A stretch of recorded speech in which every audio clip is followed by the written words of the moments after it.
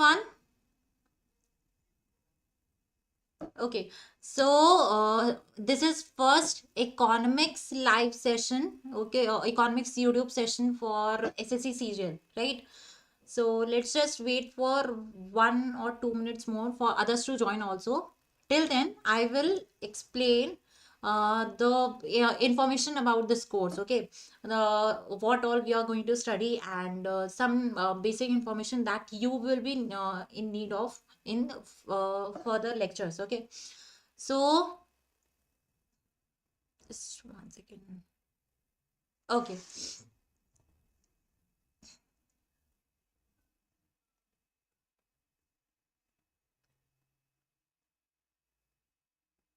Okay, let's start.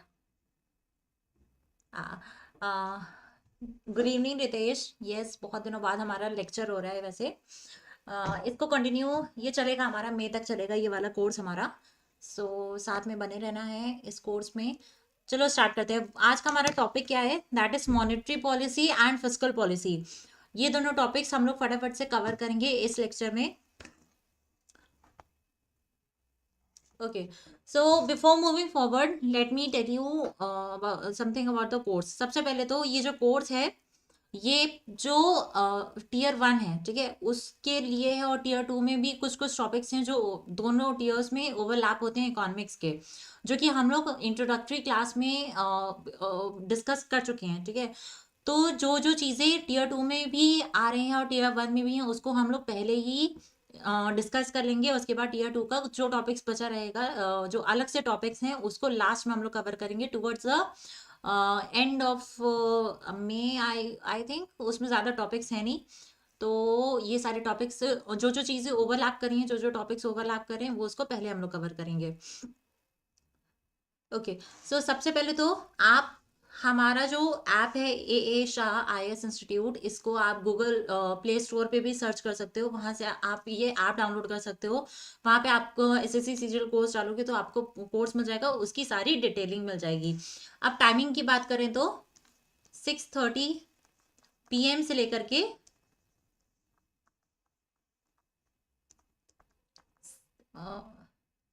No 5:30 PM से लेकर के, ठीक है, 5:30 PM से 6:30 PM तक रोज आपकी क्लास होगी, इररेस्पेक्टिव ऑफ सब्जेक्ट. मतलब कि आप चाहे इंग्लिश की क्लास हो, चाहे रीजनिंग की क्लास हो, टाइमिंग आपका इस कोर्स में SSC CGL का जो कोर्स चल रहा है, उसका टाइमिंग यही रहेगा 5:30 PM से लेकर के 6:30 PM तक. ओके, चलो स्टार्ट करते हैं अपना मेन टॉपिक. बाद में जो जो चीज़ें इंफॉर्मेशन चाहिए होंगी, बाद में जो लोग ज्वाइन कर लेंगे उनके साथ डिस्कस करेंगे इसको. हाँ, रोज क्लासेस होंगी. यस रितेश, रोज क्लासेस होंगी. स्टार्ट करते हैं अपना फिस्कल पॉलिसी. सबसे पहले तो what do you mean by fiscal policy?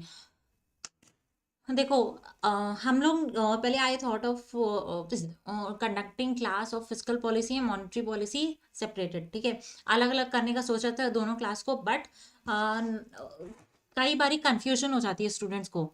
एक बार क्लास कर ली हम लोग ने फिस्कल पॉलिसी की, एक बार क्लास कर ली हम लोग ने मॉनेटरी पॉलिसी की, लेकिन उसको आपस में कंपेयर नहीं किया कि दोनों में डिफरेंस क्या होता है, तो वहां पे आ जाता है कंफ्यूजन. इसलिए हम लोग इस लेक्चर में फिस्कल पॉलिसी और मॉनेटरी पॉलिसी को साथ में कंपेयर करते हुए पढ़ेंगे.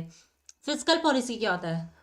फिस्कल पॉलिसी का सीधा से समझ लो, दो चीजें. एक एक तो टैक्सेशन, दूसरा and government expenditure. Okay, taxation and government expenditure, इन दोनों के रिगार्डिंग, ओके, इन दोनों के रिगार्डिंग जो भी डिसीजंस लिए जाते हैं, जो भी डिसीजंस लिए जा रहे हैं, किस वजह से एक मैक्रो इकोनॉमिक कंडीशंस को बेटर करने के लिए. ठीक है, तो इन दोनों के रिगार्डिंग जब भी हमारी इकोनॉमी में, हमारी कंट्री में डिसीजंस लिए जाएंगे, तो वो किसका पार्ट हो जाता है, वो किस चीज का पार्ट हो जाता है? वो हो जाता है फिस्कल पॉलिसी का पार्ट. ओके, देन अब इसके कुछ एग्जांपल्स देख लो. कैसे फिजिकल पॉलिसी के कुछ एग्जांपल्स हैं जब कोई डिसीजन लिया जाता है गुड्स एंड सर्विसेज की जो टोटल डिमांड है उसके रिगार्डिंग, मतलब कि गुड्स का प्राइस बढ़ाना है, घटाना है, और फिर एम्प्लॉयमेंट लेवल को बढ़ाने के लिए, ठीक है, उसको मेंट या फिर स्टेबल करने के लिए कहीं पर अगर कोई पॉलिसी बनाई गई है, कुछ प्रोग्राम्स बनाए गए हैं, तो वो भी फिजिकल पॉलिसी का ही पार्ट हो जाता है। इन्फ्लेशन, डिफ्लेशन, इन सब पे जब काम किया जाता है, इकोनॉमिक ग्रोथ पे जब काम किया जाता है, कुछ वेरियस पॉलिसीज निकाली जाती हैं, तो ये सारी चीजें आ जाती हैं किसके अंडर में? फिजिकल पॉलिसी के अंडर में, ठीक है। जब भी डिसीजंस लिए जाते हैं किसके रिगार्डिंग? टैक्सेशन और गवर्नमेंट एक्सपेंडिचर के regarding. Then major purpose of these measures is to stabilise the economy. आप यहाँ पे देख लो, एम्प्लॉयमेंट चाहे एम्प्लॉयमेंट लेवल बढ़ाना हो, इन्फ्लेशन को कंट्रोल करना हो, इकोनॉमिक ग्रोथ पे काम करना हो, और कुछ भी कोई भी डिसीजन जो कि लिया जा रहा है फिजिकल पॉलिसी के अंडर में, ठीक है, उन सब का जो मेन पर्पज है, ठीक है, जो कोर पर्पज है उसका, दैट इज हमारी इकोनॉमी में जो भी सिचुएशन चल रही है रिगार्डिंग एनीथिंग, चाहे वो एम्प्लॉयमेंट हो, कैसे इकोनॉमिक ग्रोथ है, क्या रेट ऑफ इकोनॉमिक ग्रोथ चल रहा है हमारा, जीडीपी क्या है, दैट इज, और फिर इन्फ्लेशन लेवल क्या है, उन सारी चीजों को स्टेबलाइज करना, ठीक है, टू स्टेबलाइज द इकोनॉमी। समझ आ रहा है? कोई भी डाउट हो तो बीच में आप लोग पूछ सकते हो कमेंट करके। Then physical policy measures are frequently used in tandem with monetary policy to achieve these macroeconomic goals. Now what is being said here is that देखो, जब फिजिकल पॉलिसी, ऐसा नहीं है कि फिजिकल पॉलिसी जो है वो अलग से काम करती है और मॉनेटरी पॉलिसी अलग से काम करती है, नो।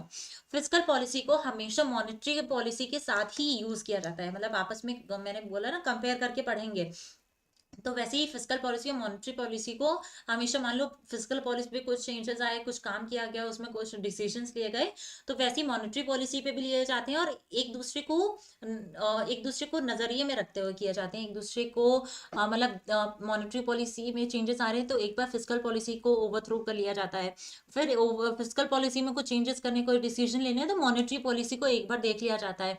तो इस तरीके से कंपैरिजन करते हुए एट पार विद दोनों जो पॉलिसीज हैं उनका यूज किया जाता है, उनमें डिसीजंस लिए जाते हैं, ओके। अब देखो कुछ टूल्स हैं of physical policy. There are some tools of physical policy. First one है, मेन जो हमारे दो टूल्स हैं, that is public expenditure and second one is taxation. जो पब्लिक एक्सपेंडिचर है वो क्या होता है? जब भी गवर्नमेंट, ठीक है, what do you mean by public expenditure? अभी मैंने बोला ना, कोई भी decision, what is physical policy? Any decision that is being taken regarding taxation, जो भी टैक्सेशन चल रहा है पूरे कंट्री में, और पब्लिक एक्सपेंडिचर के रिगार्डिंग भी जो डिसीजन लिए जाते हैं, मतलब कि पब्लिक एक्सपेंडिचर क्या होता है?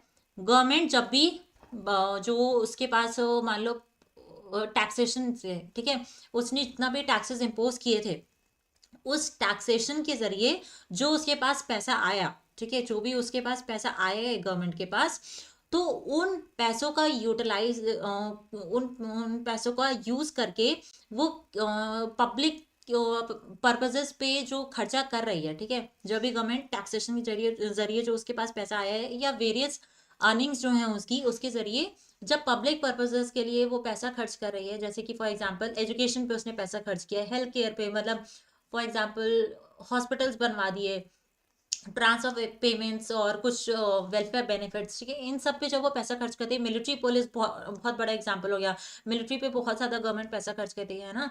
एक हम जो मिलिट्री में जो लोग जॉब करते हैं, जो लोग मिलिट्री का पार्ट है, दैट इज आर्मी, एयरफोर्स या नेवी, तो उनको कितना कम प्राइसेस पे सामान प्रोवाइड करना, कैंटीन जो उनको सर्विसेज मिलती हैं, मेडिकल सर्विसेज उनको फ्री होती हैं, एंड सेम ऐसी बहुत सारी सर्विसेज पुलिस में जो लोग काम कर रहे हैं उनको भी मिलती हैं। तो ये सब पब्लिक एक्सपेंडिचर के अंडर आ जाता है, ठीक है, पब्लिक एक्सपेंडिचर आ जाता है सब कुछ। जो इसका सिंपल से समझ लो, कोई भी खर्चा जो सरकार कर रही है पब्लिक पर्पसेस के लिए।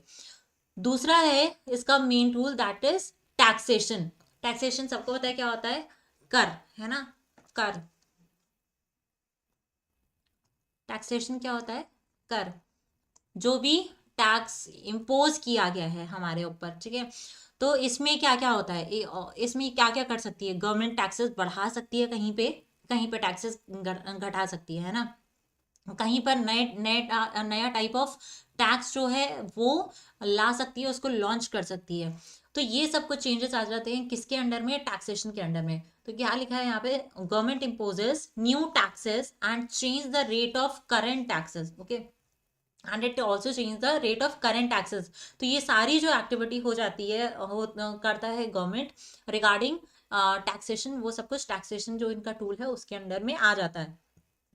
अब देखो, इसमें यही बात की गई है, जो एक्सपेंडिचर है गवर्नमेंट का, that is being funded by the imposition of taxes. आके पैसा कहाँ से आएगा, गवर्नमेंट के पास पैसा कहाँ से आएगा, वो तो आएगा जब वो कहीं से पैसा, मतलब अपने ही देश के जो लोग हैं उनसे ही पैसा लेकर के उन्हीं के लिए काम कर रही है, कहीं और से तो पैसा कमा नहीं रही है ना। तो मेन सोर्स ऑफ इनकम क्या है, दैट इज टैक्सेशन गवर्नमेंट का। अब यहाँ पे कुछ मतलब दो तीन छोटे छोटे टूल्स भी आ जाते हैं जब भी हम लोग फिजिकल पॉलिसी की बात करते हैं। तो मेनली वैसे तो हम लोग दो ही टूल्स कंसीडर करते हैं, बट कुछ तीन चार छोटे छोटे टूल्स भी हैं, minor tools, that is public borrowing. ठीक है, उतना छोटा नहीं है बट ये इसको अलग से कंसिडर नहीं करते हैं।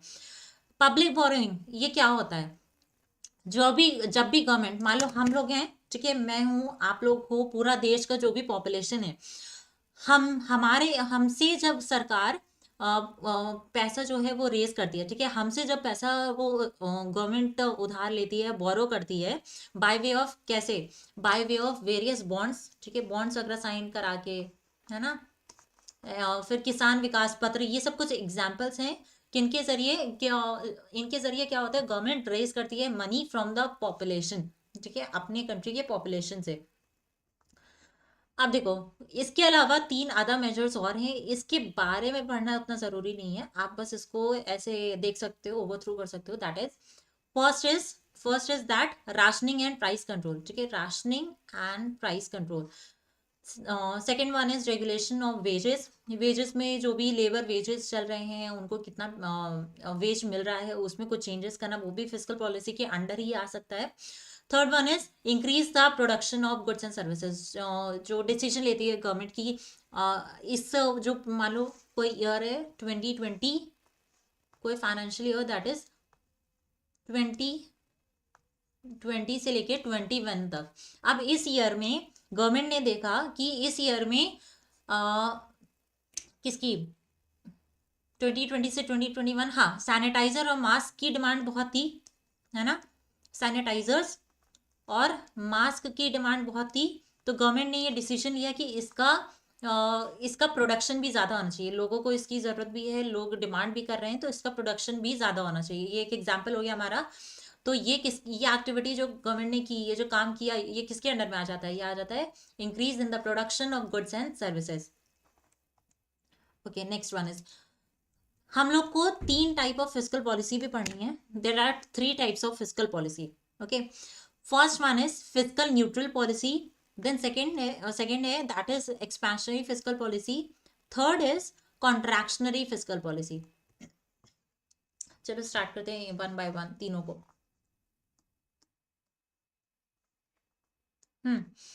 देखो, फिजिकल न्यूट्रल पॉलिसी क्या होती है, what is physical neutral policy. कहीं पर भी गवर्नमेंट स्पेंडिंग लिखा होगा तो उसका मतलब यही है, गवर्नमेंट एक्सपेंडिचर ही हो जाएगा उसका मतलब, ठीक है, गवर्नमेंट एक्सपेंडिचर। कहीं भी किसी भी टाइप में मैंने कहीं भी लिखा हो गवर्नमेंट स्पेंडिंग, उसका मतलब यही है, गवर्नमेंट एक्सपेंडिचर या पब्लिक एक्सपेंडिचर, उसको पब्लिक एक्सपेंडिचर भी बोलते हैं, ओके। जो भी खर्चा कर रही है पब्लिक पर्पसेस के लिए गवर्नमेंट, वो सब हो जाता है गवर्नमेंट स्पेंडिंग या गवर्नमेंट एक्सपेंडिचर या पब्लिक एक्सपेंडिचर। देखो, फिजिकल न्यूट्रल पॉलिसी कौन सी टाइप की पॉलिसी होती है, इस टाइप की जो न्यूट्रल पॉलिसी और फिजिकल पॉलिसी होती है उसमें गवर्नमेंट स्पेंडिंग इक्वल होता है टैक्सेशन से, गवर्नमेंट स्पेंडिंग या government expenditure is equal to government taxation. जो भी टैक्सेशन गवर्नमेंट ने इम्पोज किया है वो किसके इक्वल होता है, जितना उसने खर्चा किया है पब्लिक पर्पसेस के लिए, ओके। ये सिचुएशन होता है, ये मतलब ये जब सिचुएशन आती है ना कि जब government expenditure is equal to government taxation, तो वो कौन से टाइप की फिजिकल पॉलिसी हो जाती है, वो हो जाती है physical neutral policy, okay. This is the first type of fiscal policy. Then expansionary fiscal policy क्या होती है? एक्सपेंशनरी फिस्कल पॉलिसी में जो गवर्नमेंट एक्सपेंडिचर होता है या गवर्नमेंट स्पेंडिंग जो होती है, that is more than government taxation. Okay, ये गवर्नमेंट स्पेंडिंग ज्यादा होता है गवर्नमेंट टैक्सेशन से एक्सपेंशनरी फिस्कल पॉलिसी में। तो इसमें क्या एक क्वेश्चन हमारा बन जाता है, दैट इज गवर्नमेंट स्पेंडिंग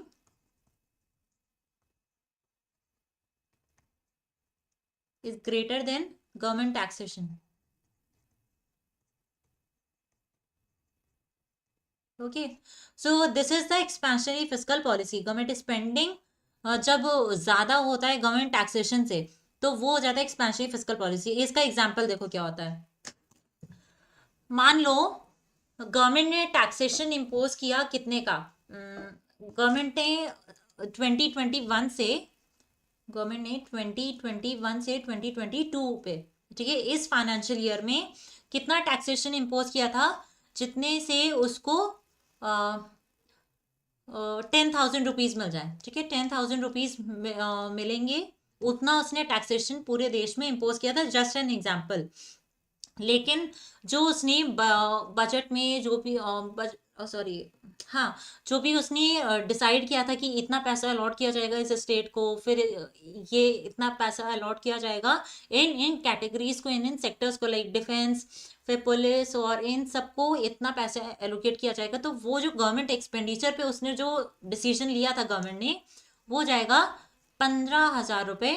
ठीक है, 15,000 रुपीज खर्च करने का उसने डिसाइड किया था। तो इसमें हो क्या रहा है, 10,000 रुपीज का उसने इम्पोजिशन किया था टैक्सेशन का गवर्नमेंट ने, लेकिन 15,000 रुपीज का उसने डिसाइड किया कि वो इतना खर्चा करेगी पब्लिक पर्पसेस, पब्लिक पर्पसेस पे। ठीक है, जो पब्लिक पर्पस जो जो भी गुड्स एंड सर्विसेज है उस पे, लाइक एजुकेशन पे, नए स्कूल्स खोलना, नए एजुकेशन पॉलिसीज बनाना, नए हॉस्पिटल्स खोलना, सब्सिडीज प्रोवाइड करना, ये सारी चीजें आ जाती हैं किसके अंडर, पब्लिक एक्सपेंडिचर के अंडर में। तो जब भी ऐसी सिचुएशन बनती है, जब गवर्नमेंट स्पेंडिंग ज्यादा होता है, जब गवर्नमेंट ज्यादा खर्च कर देती है पब्लिक के लिए, जितना तो उसके पास पैसा भी नहीं आता टैक्सेशन से, तो वो सिचुएशन हो जाती है एक्सपेंशनरी फिस्कल पॉलिसी की। Then next one is contractionary fiscal policy. अब देखो इसमें क्या होता है, अभी तक गवर्नमेंट स्पेंडिंग ज्यादा था टैक्सेशन से, है ना। अब इस सिचुएशन में क्या हो रहा है, कॉन्ट्रैक्शनरी फिस्कल पॉलिसी की जब भी बात होगी, तो उसमें गवर्नमेंट स्पेंडिंग, ठीक है, government spending is less than government taxation. Okay, मान लो अब क्या हो रहा है, हमेशा मतलब कॉन्ट्रैक्शनरी फिस्कल पॉलिसी कहीं भी पढ़ना, किसी भी जगह पे न्यूज़पेपर में पढ़ रहे हो, कहीं पर भी आप पढ़ रहे हो, तो उसमें डायरेक्ट आपके दिमाग में आना चाहिए कि कॉन्ट्रैक्शनरी फिस्कल पॉलिसी है। अच्छा, तो यहाँ पे गवर्नमेंट टैक्सेशन ज्यादा होगा गवर्नमेंट स्पेंडिंग से। तो इसमें क्या कह रहे हैं, जितना तो गवर्नमेंट खर्च नहीं करती है, इस सिचुएशन में क्या होता है कि जितना तो गवर्नमेंट खर्च नहीं करती है पब्लिक के लिए, ठीक है, लाइक एजुकेशन पे खर्च करना, डिफेंस पे खर्च करना, या स्ट्रीट लाइट्स वगैरह, ये सारी जितनी भी चीजें हो जाती हैं, इतना तो खर्चा भी नहीं करी है जितना उसने टैक्सेशन से पैसा, मतलब टैक्सेशन करके पैसा अर्न किया है ना। मान लो उसने खर्च किया पूरे एक साल में, किसी भी साल में, 2021 से 2022 ही मान लो, तो उस पूरे फाइनेंशियल ईयर में उसने कितना खर्च किया था गवर्नमेंट ने, एग्जाम्पल ले लो, दैट इज उसने खर्च किया 20,000 रुपीज। ओके, 20,000 रुपीज पूरे देश में उसने पब्लिक पर्पसेस पे खर्च किया, लेकिन गवर्नमेंट टैक्सेशन जो है उसने इम्पोज किया था, तो उससे उसका कितना पैसा बन रहा था, उसका बन रहा था पैसा 50,000 रुपीज का, है ना। तो ये सिचुएशन हो जाती है कौन सी, जब गवर्नमेंट टैक्सेशन ज्यादा होता है गवर्नमेंट स्पेंडिंग से, ये होती है सिचुएशन कॉन्ट्रैक्शनरी फिस्कल पॉलिसी की। Get it? कोई डाउट हो तो आप लोग कमेंट में पूछ सकते हो।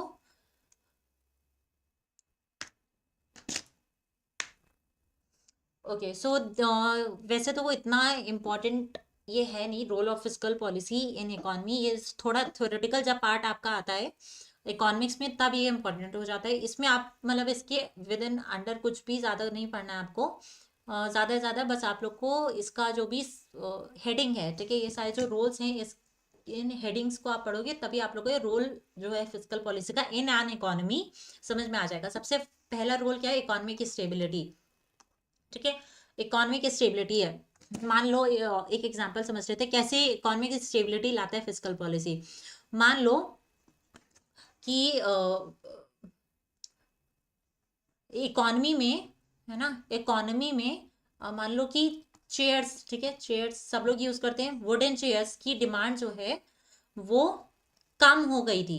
ठीक है, वुडन चेयर्स की जो डिमांड है वो कम हो गई थी, किस वजह से, क्योंकि इन पे टैक्सेस ज्यादा लग रहा था, है ना, टैक्सेस ज्यादा लग रहा था, तो वुडन चेयर्स की डिमांड जो है वो कम हो गई थी इकोनॉमी में। कोई भी ईयर मान लो, दैट इज 2020 से लेके 2021 ईयर में, ऐसा गवर्नमेंट ने देखा। अब क्या हुआ, इसकी वजह से जो प्लास्टिक चेयर्स हैं उनकी डिमांड बढ़ गई, है ना, प्लास्टिक चेयर्स की डिमांड उसी साल में बढ़ गई, क्योंकि इनके ऊपर ज्यादा टैक्स लग रहा था, इनके ऊपर कम लग रहा था, तो ये ऑब्वियस सी बात है, प्लास्टिक चेयर्स जो हैं वो उनका प्राइस कम, उनका प्राइस जो है वो बढ़ गया, है ना, सॉरी, जो वुडन चेयर्स हैं उनका जो प्राइस है टैक्सेशन लग करके वो बढ़ गया, और जिसकी वजह से उनकी डिमांड जो है वो घट गई। और प्लास्टिक चेयर्स के साथ क्या हुआ, इनकी डिमांड बढ़ गई, क्योंकि इनका जो प्राइस है वो कम हो गया, है ना। तो इस वजह से क्या हुआ, अब इसमें इन्वायरमेंट को लेकर के थोड़ा जो गवर्नमेंट है हमारी कंट्री की, वो यहाँ पे थोड़ा चिंतन करने लगी, कि थोड़ा वरीड हो गई। तो उस वजह से उसने क्या किया, प्लास्टिक चेयर्स पे थोड़ा टैक्सेशन जो है बढ़ा दिया नेक्स्ट ईयर से इम्पोजिशन के लिए। प्लास्टिक चेयर्स पे जो है वो टैक्स बढ़ा दिया, उसकी वजह से जो है उसका प्राइस भी बढ़ गया अल्टीमेटली, और वुडन चेयर्स पे टैक्सेशन कम करके उनका प्राइस बढ़ा दिया। तो एक तरीके से इकोनॉमी जो है यहाँ पे इसने इस वाले सेक्टर में, ठीक है, चेयर्स की जो इंडस्ट्री है उस इंडस्ट्री में स्टेबिलिटी लेकर के आया फिस्कल पॉलिसी। ये एक एग्जाम्पल है, ठीक है, समझ में आया कैसे ये स्टेबिलिटी लाया इंडस्ट्री, चेयर्स की इंडस्ट्री में, है ना।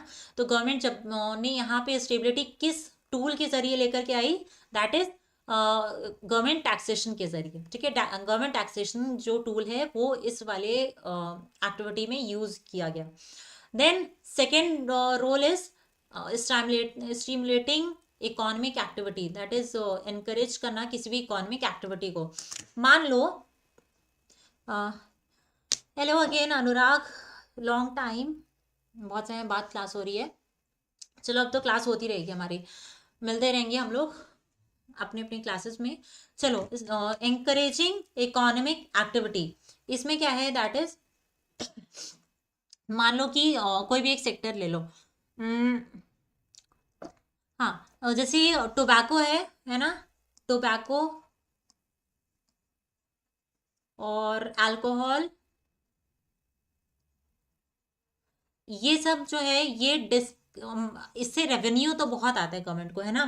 बहुत सारे स्टेट्स हैं जिनका रेवेन्यू मेन सोर्स ऑफ, सबसे बड़ा सोर्स ऑफ रेवेन्यू जो है वो टोबैको अल्कोहल यही सब है। बट जस्ट इन केस मान लो कि इनका जो कंजम्पशन है, ठीक है, वो गवर्नमेंट को कम करना है, मतलब कि वो गवर्नमेंट चाहती है कि ये क्योंकि हार्मफुल चीज़ें हैं, तो ये सब चीज़ें जो पब्लिक है वो कम यूज़ करे। तो इसकी वजह से क्या कर सकता है गवर्नमेंट जो है वो क्या कर सकती है, वो टैक्सेशन ज़्यादा इम्पोज कर सकती है इसके ऊपर। ठीक है, टैक्सेशन इसके ऊपर वो ज़्यादा यूज इम्पोज कर सकती है, बढ़ा सकती है इसका जो टैक्सेशन, मान लो 6% का पहले टैक्स लग रहा था, तो अब वो लगा देगी 10% का, जिसकी वजह से पूरी तरीके से तो नहीं, लेकिन कुछ कुछ जगह पे कुछ कुछ स्टेट्स में तो ज़रूर से ज़रूर इनका जो कंजम्पशन है वो कम हो जाएगा बिकॉज ऑफ हाई प्राइजेस। तो इसकी वजह से क्या होगा, अब देखो कई जगह पे आपने एडवर्टीजमेंट देखा होगा, अगर टोबैको अल्कोहल इन सब का अगर आपको एडिक्शन हटाना है अपने आप से, ठीक है, मान लो आप बहुत कंज्यूम कर रहे थे अभी तक, इसका जो एडिक्शन है उससे आपको दूर जाना है, इसको ख़त्म करना है एडिक्शन एकदम। तो कई जगह पे आपने टीवी वगैरह पे ऐड देखा होगा, कुछ च्युइंगम्स आती हैं, ठीक है, कुछ मेडिसिन भी होती है, आई थिंक मेडिसिन हो गया, च्युइंगम्स वगैरह हो गई, तो जो कि जिसकी वजह से क्या होता है, आपका ये अल्कोहल टोबैको का जो एडिक्शन है वो कम हो जाता है। तो जब ऑब्वियस सी बात है, जब टोबैको अल्कोहल का कंजम्पशन कम हुआ तो उसकी वजह से प्रोडक्शन भी कम होगा, जिसकी वजह से क्या होगा, लोग ये मेडिसिन और च्युइंगम्स जो हैं वो उसको ज़्यादा यूज़ करना स्टार्ट करेंगे। तो इसकी वजह से क्या हुआ, इकोनॉमिक एक्टिविटी, कौन सी इकोनॉमिक एक्टिविटी, कौन से सेक्टर की, जो मेडिसिन हो गई, है ना, मेडिसिन हो गई, च्युइंगम्स हो गई, इन सारी इंडस्ट्रीज की जो इकोनॉमिक एक्टिविटी है उसको एनकरेज किया गया गवर्नमेंट के द्वारा इनडायरेक्टली। ठीक है।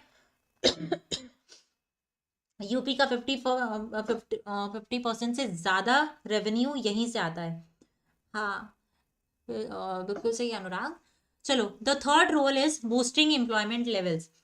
अब यहाँ पे जो हम लोगों ने अभी मान लो मेडिसिन और ये जो फार्मास्यूटिकल इंडस्ट्री हो गई है ना, और च्युइंगम इंडस्ट्री हो गई, जो कि मतलब च्युइंगम फैक्ट्रीज जो हैं, जो मेनली किस में हेल्प करती हैं, वो एडिक्शन खत्म करने में हेल्प करती हैं।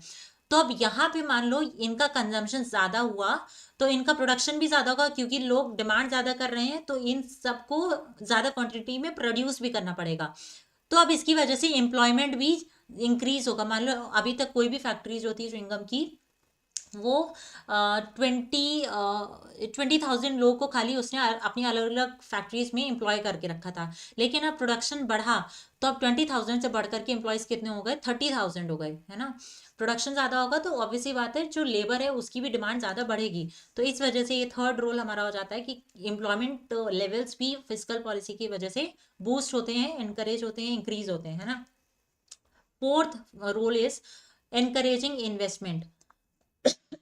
अब ऑब्वियसली बात है, आप लोग ने पता नहीं शार्क टैंक देखा कि नहीं, अभी तक बहुत फेमस हुआ था, अभी रिसेंटली है। उसमें क्या था, मान लो अगर कोई भी है, कोई भी इंडस्ट्री, मान लो कुछ भी, मान लो कि एक बॉटल की इंडस्ट्री है, ठीक है, जो वाटर बॉटल्स आती है ना, जो स्कूल में बच्चे लेकर के जाते हैं, मान लो उसमें अगर कोई, मैं बैठी हूँ, मुझे किसी कंपनी में इन्वेस्टमेंट करना है जिसकी वजह से मुझे भी रिटर्न मिले, तो मैं पहले उस कंपनी का ये देखूंगी कि उस कंपनी की कितनी डिमांड है। अगर डे बाय डे हर कुछ दिनों पे उस कंपनी की डिमांड बढ़ रही है, तो ऑब्वियसली बात है मैं भी उसमें इन्वेस्टमेंट करूंगी। तो वैसे ही अभी हम लोग ने वही सेम एग्जांपल लेते हैं, मेडिसिन की फार्मास्यूटिकल इंडस्ट्री जो है वो ग्रो कर रही थी, च्युइंगम्स जो एडिक्शन खत्म करते हैं उसकी इंडस्ट्री ग्रो हो रही थी, उसकी वजह से मैं ये देखूंगी और ये ऑब्जर्व करके कि हाँ इसकी डिमांड बढ़ रही है डे बाय डे, तो मैं भी इसमें इन्वेस्टमेंट करूंगी। तो इस वजह से इस तरीके से इनडायरेक्टली फिस्कल पॉलिसी के जरिए इन्वेस्टमेंट जो है वो भी इंक्रीज होता है ना। हाँ, अगर इंडस्ट्री में रोबोट, अनुराग बोल रहे हैं, अगर इंडस्ट्री में रोबोटिक्स काम करेंगे तो ऑब्वियसली बात है एम्प्लॉयमेंट कम हो जाएगा। बट कंपैरेटिवली मतलब ऐसा नहीं है कि एकदम ही कम हो जाएगा, बट हाँ जो रोबोटिक्स हैं उसको भी थोड़ा ओवरलुक करने के लिए जरूरत पड़ती है लोगों की, है ना। कहते हैं ना, अभी एआई के ऊपर बहुत चल रहा था, तो उसमें भी यही था कि एआई ह्यूमंस की जॉब रिप्लेस नहीं करेगा, जो लोग एआई यूज करना जानते हैं वो लोग रिप्लेस करेंगे ह्यूमन जॉब्स, है ना। तो वैसे ही रोबोटिक्स को भी कभी कभार जरूरत पड़ती है किसी पर्सन की, किसी एम्प्लॉय की, कि उसको वो ओवरलुक करे। Then the last role that we are going to study is managing business cycle. Business cycle आप लोगों ने देखा होगा, 4 स्टेजेस आते हैं। प्रॉस्पेरिटी हो गया, रिसेशन हो गया, अभी रिसेशन चल रहा है हमारी इकोनॉमी में, बहुत ले ऑफ वगैरह भी चल रहे हैं, कंपनी से जो एम्प्लॉयज हैं वो निकाले भी जा रहे हैं। तो ये जो होता है ना रिसेशन वगैरह, आप लोगों ने सुना होगा, रिसेशन, प्रॉस्पेरिटी, है ना, बूम, ये सारी जितने भी होते हैं 4 पीरियड, तो ये किसका पार्ट होते हैं, ये सब पार्ट होते हैं बिजनेस साइकिल का। तो अब बिजनेस साइकिल में ऐसा नहीं है, जो चारों स्टेजेस होते हैं ना बिजनेस साइकिल के, चारों स्टेजेस में अलग अलग तरीके से गवर्नमेंट को एंड इवन जो प्राइवेट कंपनीज हैं, प्राइवेट इंडिविजुअल्स जो हैं, उसके ओनर जो हैं, उनको अपने अलग अलग स्टेप्स लेने पड़ते हैं। जैसा वो बिहेव कर रही थी रिसेशन में, वैसे ही उसकी पॉलिसी सेम नहीं हो सकती उन कंपनीज की, उन गवर्नमेंट की, अपने इकोनॉमी को लेकर के, अपनी कंपनी को लेकर के। जब दूसरा पीरियड आएगा, मान लो रिसेशन आया, फिर प्रॉस्पेरिटी आया, है ना, बूम आया, उस पीरियड में भी अलग अलग पॉलिसीज चलेंगी।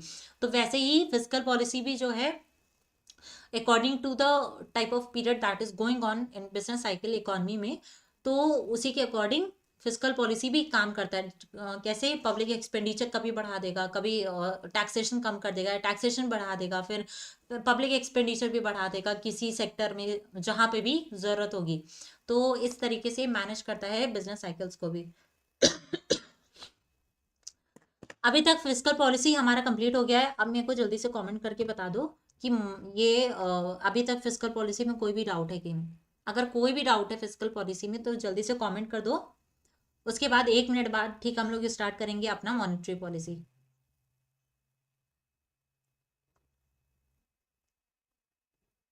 कोई भी doubt, any doubt from the fiscal policy? यहाँ रोल ऑफ फिस्कल पॉलिसी में contractionary, expansionary, fiscal neutral policy and tools of fiscal policy, कोई भी डाउट है कहीं पर भी फिस्कल पॉलिसी में? ओके, सब ठीक है, थैंक यू अनुराग। ओके, सो अब स्टार्ट करते हैं हम लोग अपना मॉनेटरी पॉलिसी। अब देखो, हम लोगों ने क्या देखा था, फिस्कल पॉलिसी ध्यान में रखना, तभी समझ में आएगा, दोनों का कॉन्सेप्ट क्लियर होगा। फिस्कल पॉलिसी हमारा होता है टैक्सेशन, गवर्नमेंट टैक्सेशन और गवर्नमेंट एक्सपेंडिचर के रिगार्डिंग जब भी कोई डिसीजन लिया जाता है तो वो सारे किसके अंडर में आ जाते हैं, वो आ जाते हैं फिस्कल पॉलिसी के अंडर में, वो होता है फिस्कल पॉलिसी। अब मॉनेटरी पॉलिसी क्या होता है? मॉनेटरी पॉलिसी होता है सेंट्रल बैंक की पॉलिसी। इंडिया में सेंट्रल बैंक क्या है? इंडिया की सेंट्रल बैंक क्या है?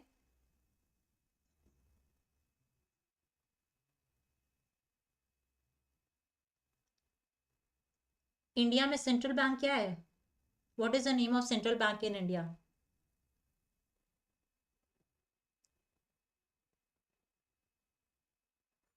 जल्दी बताओ, I am waiting. RBI, very good, I was just checking. Okay, so monetary policy क्या है? मॉनेटरी पॉलिसी सेंट्रल बैंक की पॉलिसी है, ठीक है। इस monetary policy is the central banks policy for managing proper amount of money supply and demand in the economy. हाँ, very good Khan Faizan. देखो, monetary policy क्या होता है बेसिकली, सबसे पहले तो मॉनेटरी पॉलिसी की जो अथॉरिटी है, ठीक है, इसके मैनेजमेंट की जो अथॉरिटी है वो किसके हाथ में है? वो आरबीआई, दैट इज हमारे देश का जो सेंट्रल बैंक है उसके हाथ में है ना। आरबीआई दैट इज और कंट्रीज सेंट्रल बैंक, उसके उसके पास इसकी अथॉरिटी है, किसकी? मॉनेटरी पॉलिसी के मैनेजमेंट की। मॉनेटरी पॉलिसी कुछ भी नहीं होता, बस सेंट्रल बैंक की पॉलिसी होती है किसके रिगार्डिंग?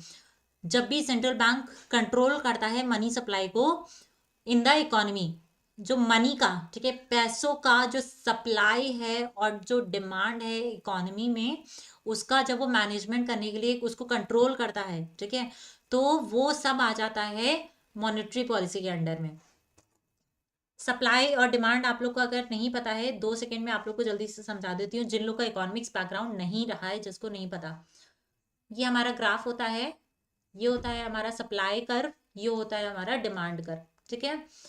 किसी भी, ये कर्व जो होता है किसी भी चीज के लिए बन सकता है, चिप्स के पैकेट के लिए, आपकी बॉटल्स के लिए, कोई कोई भी गुड्स एंड सर्विसेज जो इकोनॉमी में चल रहे हैं उनके ऊपर जो इकोनॉमिस्ट हैं वो इसी ग्राफ का यूज करके जो भी वेरियस डिसीजंस हैं उसको लेते हैं, ठीक है, उन पर काम करते हैं। तो किसी भी किसी भी चीज की नहीं, यहाँ पे बात हो रही है सिर्फ और सिर्फ मनी की। जितना भी अमाउंट ऑफ मनी अवेलेबल है इकोनॉमी में, ठीक है, उसका प्रॉपर मैनेजमेंट कैसे, उस मनी का सप्लाई कितना होना चाहिए और डिमांड जो है उसका मैनेजमेंट इकोनॉमी में जब आरबीआई करता है, जब सेंट्रल बैंक करता है, that is known as monetary policy. Okay, समझ आ रहा है? देन जो प्राइमरी पर्पस क्या होता है, हम लोग ने पढ़ा था फिस्कल पॉलिसी में, जो प्राइमरी पर्पस होता है फिस्कल पॉलिसी का वो होता है स्टेबलाइज द इकोनॉमी। यही तो पढ़ा था हम लोगों ने, to stabilise the economy, the major purpose of this of fiscal policy, stabilise करना इकोनॉमी को। मॉनेटरी पॉलिसी का मेन पर्पस क्या है? जो प्राइस स्टेबिलिटी है उसको मेंटेन करके रखना, साथ ही साथ प्राइस स्टेबिलिटी को इकोनॉमी में मेंटेन करके रखना कैसे? इकोनॉमिक ग्रोथ भी हो रहा हो, इकोनॉमी में इकोनॉमिक ग्रोथ भी हो रहा हो, लेकिन साथ ही साथ प्राइस स्टेबिलिटी भी बनी रहे। इकोनॉमिक ग्रोथ में महंगाई ना आ जाए बहुत ज्यादा हमारी इकोनॉमी में, इकोनॉमिक ग्रोथ होते होते हो तो इकोनॉमिक ग्रोथ तो हो ही रहा हो, साथ ही साथ प्राइस स्टेबिलिटी भी रहे, ना इन्फ्लेशन रहे ना डिफ्लेशन रहे। Okay, that is the main purpose of monetary policy, price stability while seeking growth. अब देखो, आरबीआई जो है, अभी हम लोग ने डिस्कस किया था, RBI reserve bank of India has authority to issue monetary policy at any time based on the state of the economy.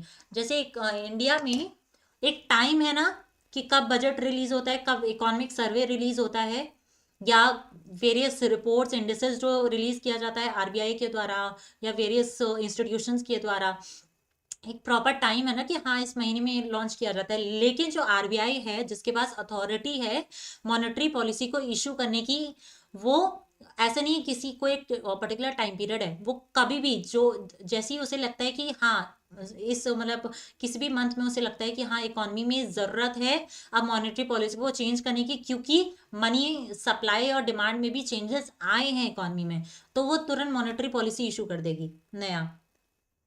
हाँ, उस पे भी डिस्कशन होगा अनुराग, जब बजट आएगा, जब इकोनॉमिक सर्वे आएगा, उस पे भी उनकी समरी पे भी डिस्कशन किया जाएगा।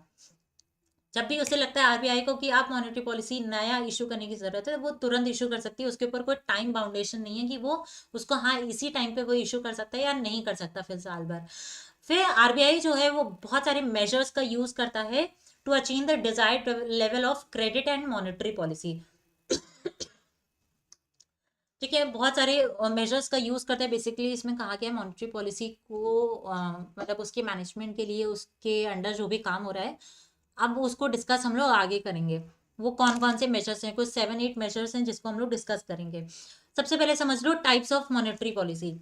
हम लोगों ने फिस्कल पॉलिसी में 3 टाइप्स पढ़े थे, expansionary fiscal policy, contractionary fiscal policy और न्यूट्रल फिस्कल पॉलिसी। हमें यहाँ पे मॉनेटरी पॉलिसी में 2 ही टाइप के टाइप्स पढ़ने हैं, ठीक है, मॉनेटरी पॉलिसी के, that is expansionary monetary policy, ठीक है, expansionary monetary policy and contractionary monetary policy. Expansionary monetary policy क्या होता है, that is increase expansionary monetary policy increases the total money supply in the economy, which creates more economic activities and results in sharp rise in GDP, which accelerates the growth of the economy। इसमें क्या कह रहे हैं, जब भी expansionary monetary policy, ठीक है, इस टाइप की जब मॉनेटरी पॉलिसी इशू की जाती है आरबीआई के द्वारा, तो वो मेनली उसमें होता क्या है, उसमें होता है ये एक्सपेंशनरी मॉनेटरी पॉलिसी इंक्रीज करता है, मतलब कि बढ़ाता है। मान लो टोटल मनी सप्लाई कितना था इकोनॉमी में, 500 करोड़, ठीक है, just just an example, 500 crore का टोटल मनी सप्लाई था इकोनॉमी में, लेकिन ये बढ़ करके मतलब 10 करोड़ से ज्यादा, इस मतलब 10 करोड़ भी इसमें ऐड हो गया, तो इसमें मनी सप्लाई जो टोटल है इकोनॉमी में अभी प्रेजेंटली अवेलेबल है, ठीक है, उसमें जब भी चेंजेस आते हैं, मतलब चेंज कौन सा, positive change, like money supply जब भी इकोनॉमी में बढ़ रहा है, टोटल मनी सप्लाई जब भी इकोनॉमी में बढ़ रहा है, तो वो होता है एक्सपेंशनरी मॉनेटरी पॉलिसी, ठीक है। सिंपल सी चीज है, एक्सपेंशनरी मॉनेटरी पॉलिसी क्या होता है, जब भी टोटल मनी सप्लाई इकोनॉमी में इंक्रीज होता है। अब इसकी वजह से होता क्या है, एक्सपेंशनरी मॉनेटरी पॉलिसी का इम्पैक्ट क्या होता है, इसकी वजह से मतलब बहुत शार्पली, ठीक है, ऐसे नहीं कि कुछ स्लाइड चेंजेस आए जीडीपी में, मतलब कि 1-2% से नहीं, 2-3-4% से भी जीडीपी जो है वो इंक्रीज कर सकता है, शार्प राइज देखने को मिलता है एक्सपेंशनरी मॉनेटरी पॉलिसी से हमें जीडीपी में, जो हमारी कंट्री की जीडीपी चल रही थी उसमें। अब हाँ, उसके पहले जीडीपी जब भी बढ़ती है तो उससे हमें, जिन लोगों को नहीं पता, जीडीपी इंडिकेट करता है इकोनॉमिक ग्रोथ को, सबसे मतलब मेजरली ये इकोनॉमिक ग्रोथ को ही इंडिकेट करता है। तो ऑब्वियसली बात है, जब जीडीपी बढ़ेगा तो इकोनॉमिक ग्रोथ भी है जो हमारी इकोनॉमी का, ठीक है, वो भी एक्सेलरेट होगा, वो भी इंक्रीज होगा। Then the next type of monetary policy is contractionary monetary policy. इसमें क्या होता है, अब एक्सपेंशनरी मतलब एक्सपैंड हो रही थी कोई चीज, है ना, तो उससे क्या समझ में आ रहा था, टोटल मनी सप्लाई इकोनॉमी में वो इंक्रीज हो रहा था।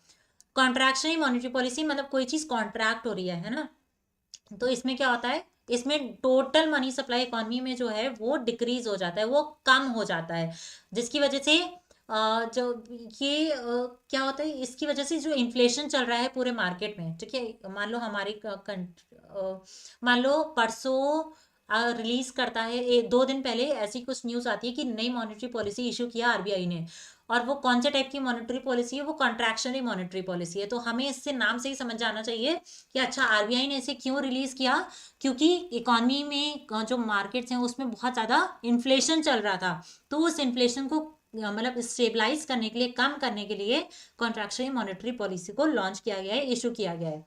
Okay, then what are the objectives of monetary policy. इसमें ज़्यादा कुछ तो पढ़ना नहीं है, मतलब इसमें पैराग्राफ्स आपको खाली हेडिंग हेडिंग देखनी है, एक बार आप अंदर का कंटेंट जो है वो समझ गए तो। इतना बड़ा जो पैराग्राफ दिया गया है that is just for your own explanation. इसमें क्या है, इकोनॉमिक ग्रोथ, सबसे पहले तो to promote and encourage economic growth. इसमें क्या कह रहे हैं, जो इकोनॉमिक ग्रोथ है उसको प्रमोट करने के लिए और उसको एनकरेज करने के लिए इकोनॉमिक ग्रोथ, या फिर यहाँ पे जीडीपी भी आप लिख सकते हो, है ना, जीडीपी भी लिख सकते हो आप। जीडीपी को प्रमोट करना, एनकरेज करना, इकोनॉमिक ग्रोथ को एनकरेज करना, बढ़ाना। तो जीडीपी कैसे बढ़ती है इकोनॉमी की?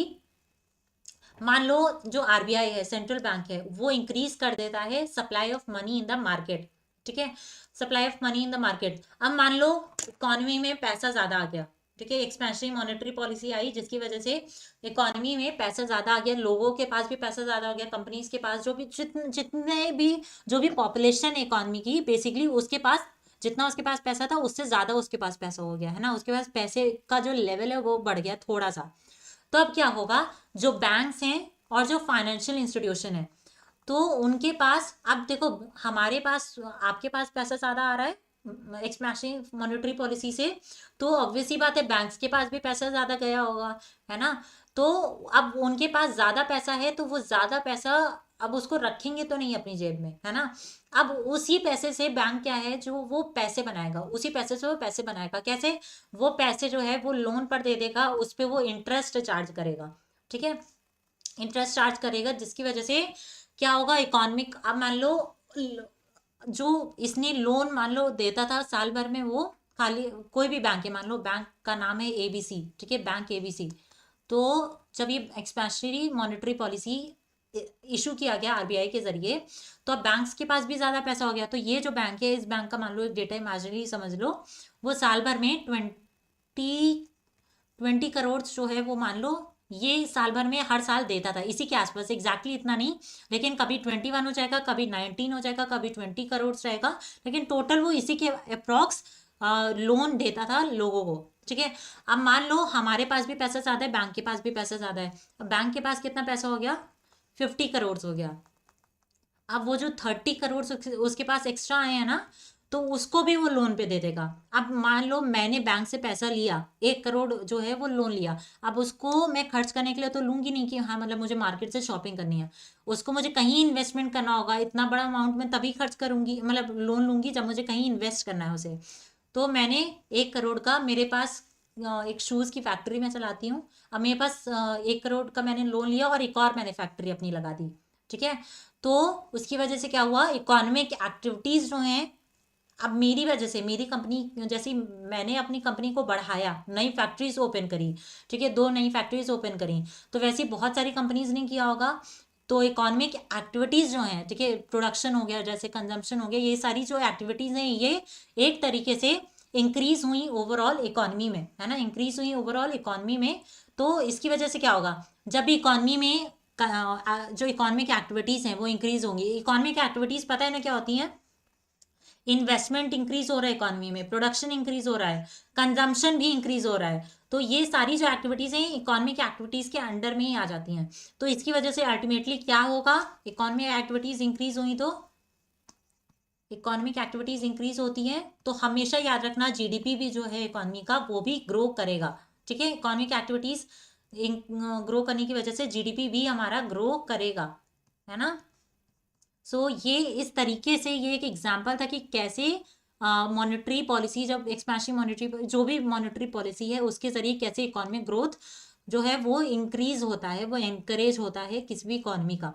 सेकेंड वन इज इन्फ्लेशन को कंट्रोल करना, टू कंट्रोल इन्फ्लेशन।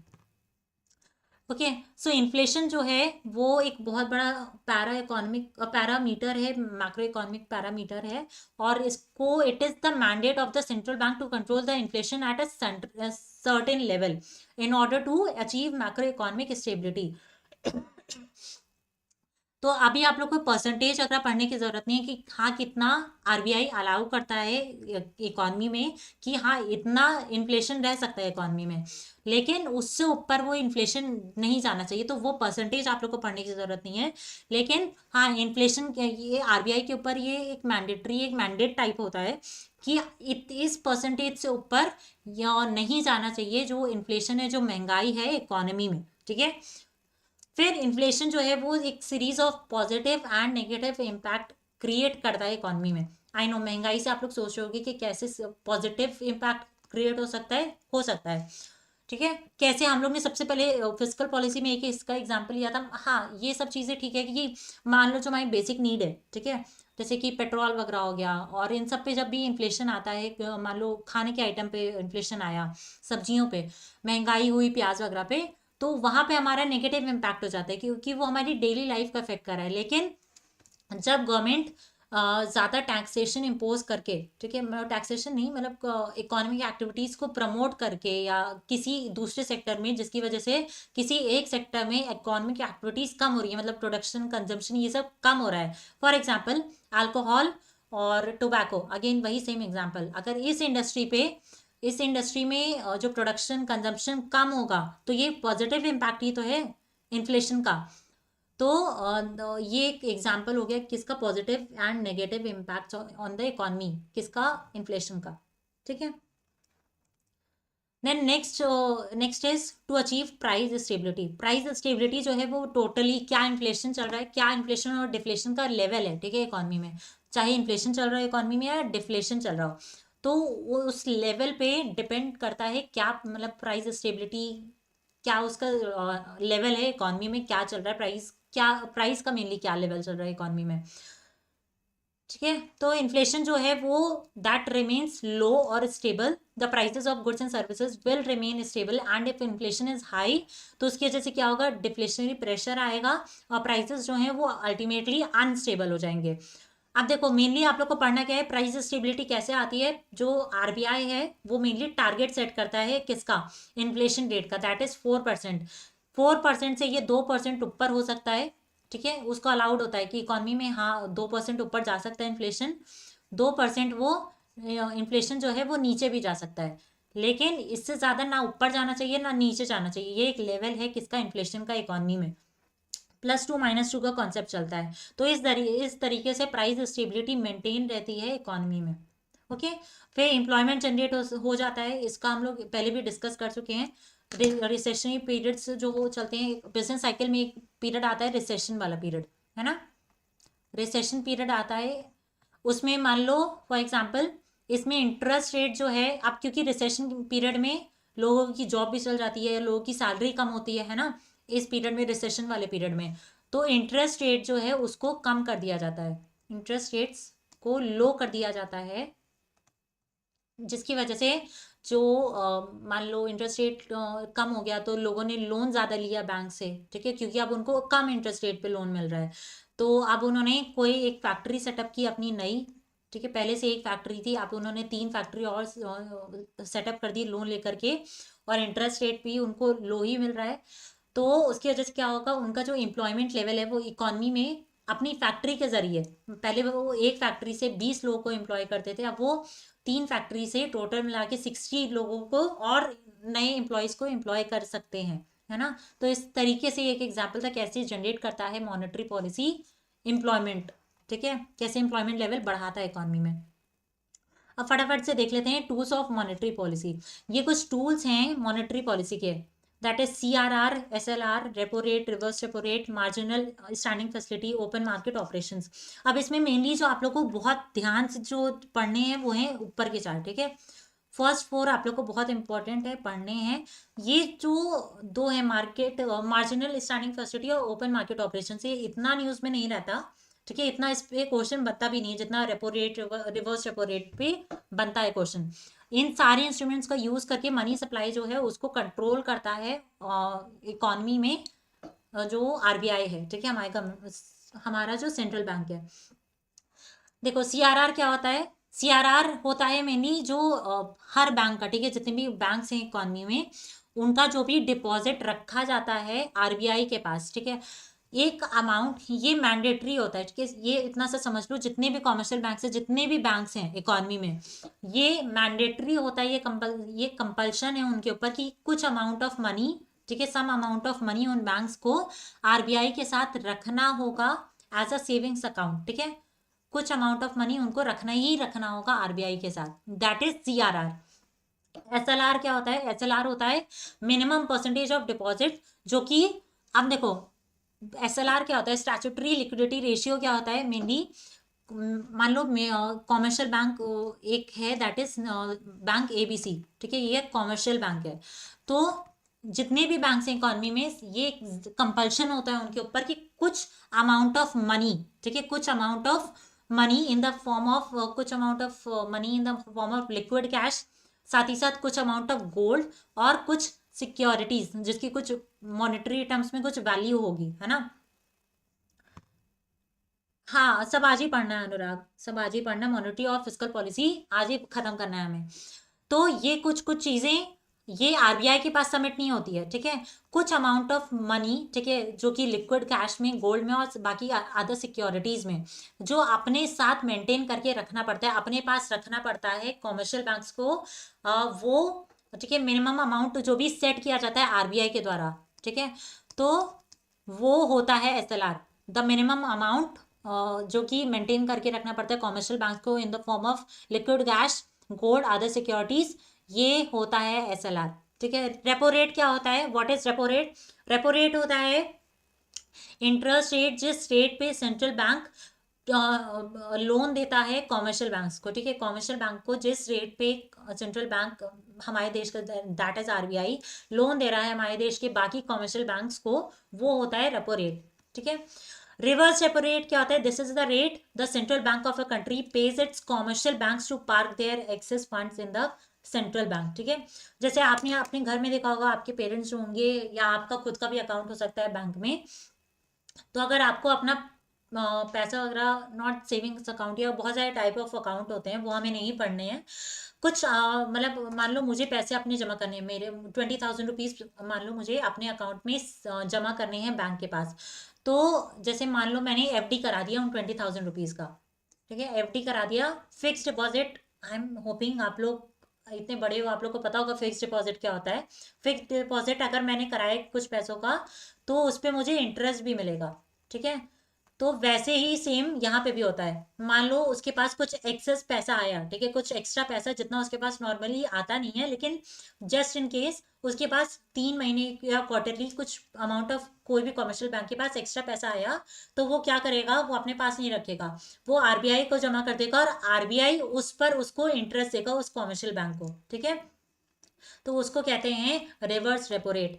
ये मार्जिनल स्टैंडिंग फैसिलिटी होती है, ये मतलब रेट होता है जिसपे बैंक्स बोरो करते हैं money from the RBI overnight in exchange for authorised government securities, ठीक है। वैसे तो उनको लोन मिल जाता है कमर्शियल बैंक्स को, लेकिन उसको कुछ टाइम लगता है उन लोन्स को मिलने में। लेकिन मार्जिनल स्टैंडिंग फैसिलिटी क्या होती है? मान लो एक कोई बैंक है, दैट इज कमर्शियल बैंक है, बैंक एबीसी, है ना, बैंक ए बी सी। तो इस कमर्शियल बैंक को मतलब मान लो कि हो सकता है ये बैंक करप्ट होने वाला हो, है ना। तो अचानक से जब किसी भी कमर्शियल बैंक को, किसी भी बैंक को जरूरत पड़ती है पैसों की, तो वो जब ओवरनाइट, ठीक है, कुछ मतलब एक दो रातों में ही, मतलब एक दो दिन में जब वो आरबीआई से लोन लेता है, कंफर्म हो जाता है लोन, तो वो होता है मार्जिनल स्टैंडिंग फैसिलिटी, ठीक है। ओपन मार्केट ऑपरेशंस क्या होते हैं? ओपन मार्केट ऑपरेशंस होते हैं मेनली, इसमें होता है buying and selling of government securities, ठीक है। गवर्नमेंट सिक्योरिटीज से रिलेटेड मुझे कोई बताएगा कौन सा इंस्टीट्यूशन है जो कि गवर्नमेंट मतलब सिक्योरिटी से रिलेटेड है? कौन सा इंस्टीट्यूशन है? तो ओपन मार्केट ऑपरेशंस क्या होता है? उसमें mainly buying and selling of government securities ये आता है। उसमें जितनी भी गवर्नमेंट सिक्योरिटीज है उसको बेचना, उसको खरीदना, ये सारी एक्टिविटीज आ जाती हैं ओपन मार्केट ऑपरेशंस के अंडर में, ठीक है। सेबी सुना है आप लोगों ने? सेबी, ये पहले पढ़ा भी था हम लोगों ने। सेबी, सेबी जो है वो सिक्योरिटीज जो हैं, जितनी भी गवर्नमेंट सिक्योरिटीज नहीं, लाइक जितनी भी टाइप ऑफ सिक्योरिटीज एग्जिस्ट कर रही हैं इकॉनमी में, तो उन सब का जो मैनेजमेंट का काम है वो किसका है? सेबी का, है ना। हाँ, बीएससी भी है, हम लोग ने एनएससी भी पढ़ा था, नेशनल स्टॉक एक्सचेंज भी पढ़ा था, है ना। तो ये कुछ टूल्स थे ऑफ मॉनेटरी पॉलिसी, ओके। अभी तक देखो आप लोगों ने क्या था, ये जो टूल्स थे, इन इन सब के जरिए, हाँ, इन सब के जरिए जो मनी सप्लाई है इकॉनमी में, वो जो है वो कंट्रोल किया जाता है, ठीक है। ये हो जाते हैं क्वांटिटेटिव इंस्ट्रूमेंट्स। कुछ क्वालिटेटिव इंस्ट्रूमेंट्स भी हैं, उसके एग्जांपल देख लो, that is margin requirement, moral suasion, direct action या rationing of credit.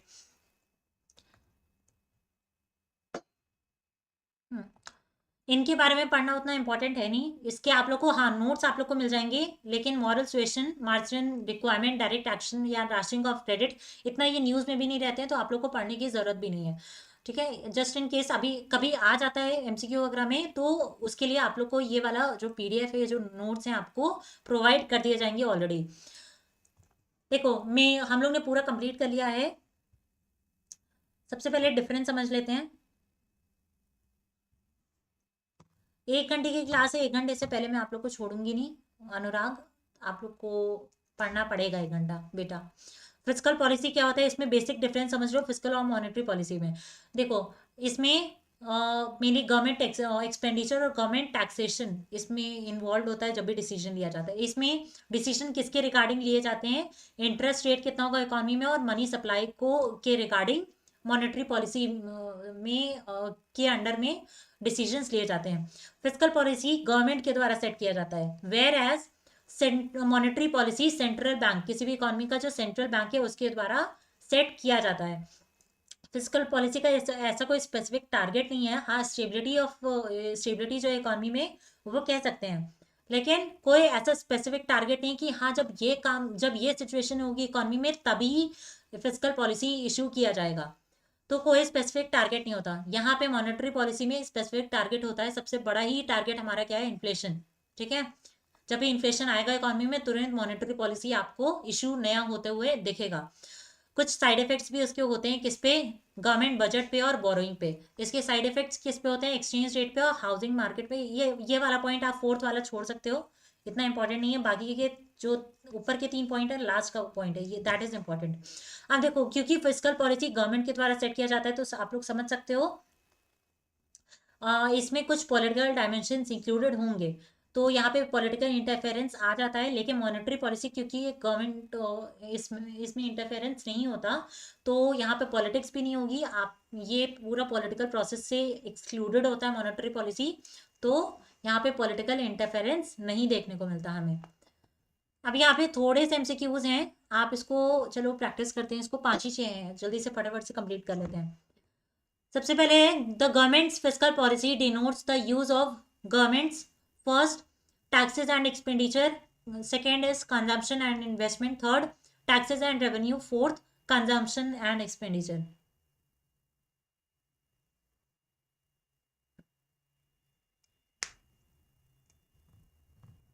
A, B, C या डी?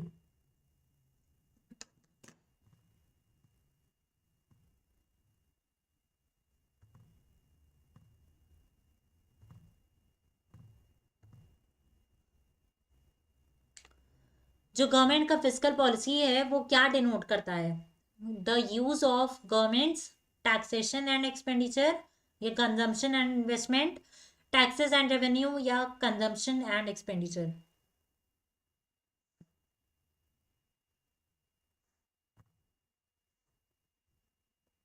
हम्म नो, जब भी फिस्कल पॉलिसी की बात होती है तो सबसे पहले यही समझ जाना कि जब भी फिस्कल पॉलिसी के अंडर में, हम लोग ने डेफिनेशन में ही पढ़ा था, इसमें दो चीज़ों के रिगार्डिंग डिसीजन लिया जाता है, वो है टैक्सेशन और दूसरा है एक्सपेंडिचर। तो इसका आंसर आप लोग का हो जाता है, that is taxes and expenditure. First one is a correct option. Monetary policy of a country is managed by central bank, finance minister, commercial bank या बोर्ड ऑफ रेवेन्यू। किसके द्वारा मॉनेटरी पॉलिसी किसी भी कंट्री की जो है वो manage की जाती है, सेंट्रल बैंक के द्वारा, फाइनेंस मिनिस्ट्री, कमर्शियल बैंक या board of revenue. Yes, very good Anurag. Central bank के द्वारा, किसी भी कंट्री के सेंट्रल बैंक के द्वारा मॉनेटरी पॉलिसी जो है किसी भी कंट्री की, वो मैनेज की जाती है। तो A is a correct option. A repo or the repurchase agreement is a short form of term dashed by the central bank। ये थोड़ा करंट अफेयर्स का क्वेश्चन है।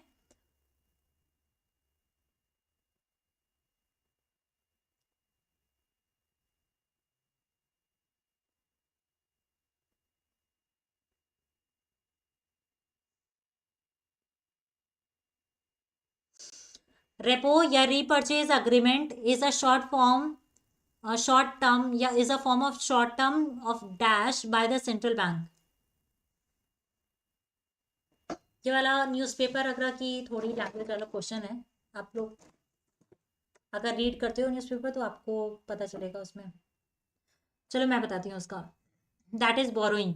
जब भी बोरोइंग का अगर कोई शॉर्ट फॉर्म वगैरह या रीपर्चेज अग्रीमेंट वगैरह होता है तो वो होता है या हम लोग ने रेपो रेट भी तो पढ़ा था।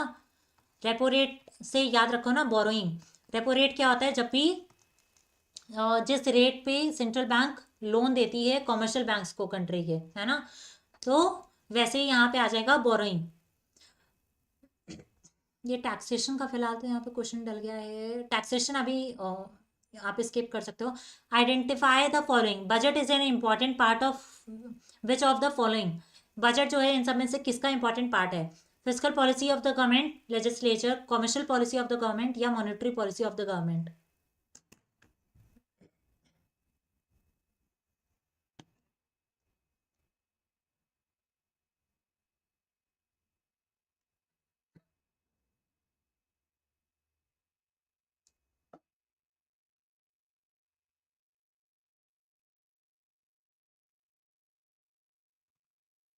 ए, बी, सी या D?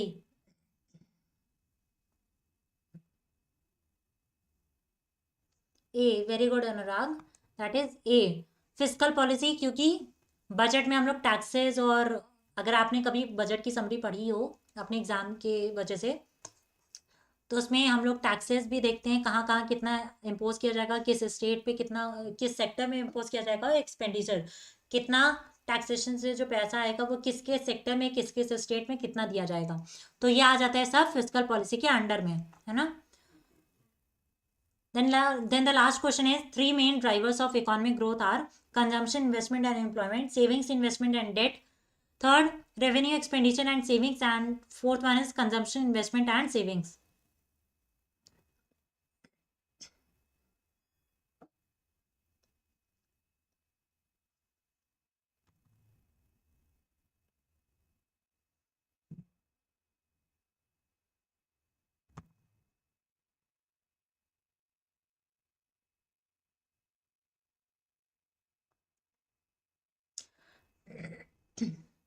The this is the static question actually. ये आपको बुक वगैरह से पढ़ने को मिलता है जब आप इकोनॉमिक ग्रोथ वाला चैप्टर पढ़ते हो। आगे हम लोग इकोनॉमिक ग्रोथ वाला चैप्टर कवर करेंगे वैसे, लेकिन कंजम्पशन, इन्वेस्टमेंट और सेविंग्स, ठीक है, जो हम लोग 2 सेक्टर 3 सेक्टर मॉडल अगर भी पढ़ते हैं उसमें भी हम लोग यही देखते हैं कि कंजम्पशन